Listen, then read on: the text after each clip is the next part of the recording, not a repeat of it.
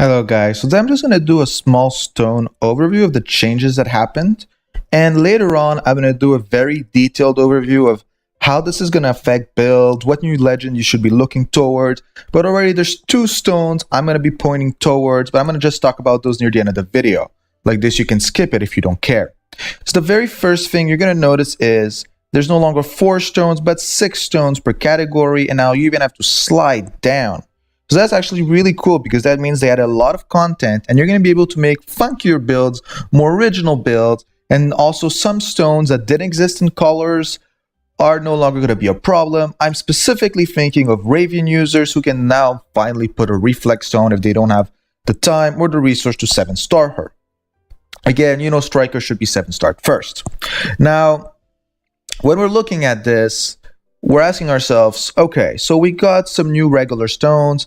Now, I don't see where the new stones are. So yes, they didn't make it in the most logical of ways. So the new stones are just randomly stuck. I'm going to take light because that's the one I know the best. The old stones were dribble, life, crit, and reflex.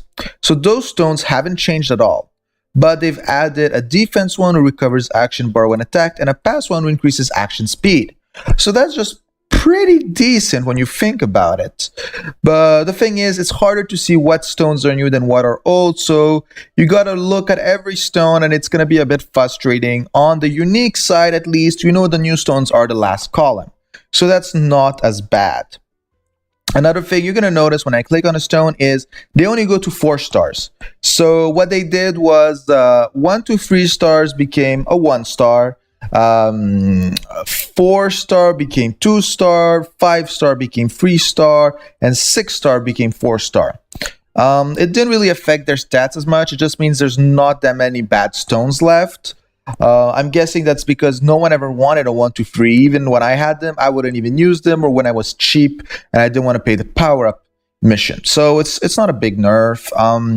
The price of stones seem to still be the same. They still go to plus 15.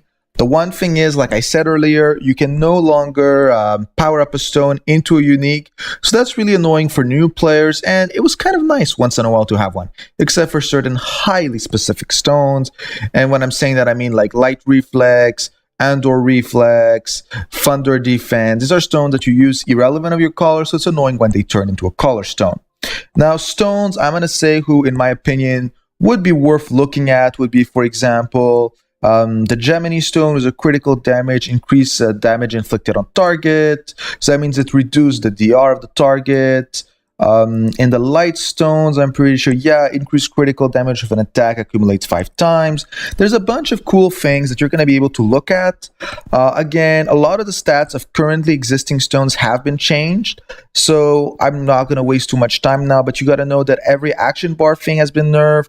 Every heal thing has been buffed. A bunch of uniques have been seriously nerfed, some have been revamped, and it's just going to require you to relook at it. But a lot of currently existing builds have not gone obsolete, except if we're talking about goalkeeper or strikers and penetrators. Those are the only 3 kind of builds that really now need to have a little bit of a revamp, especially if you're something Andor. Have a good day, guys. I'm going to be posting some more videos later on today.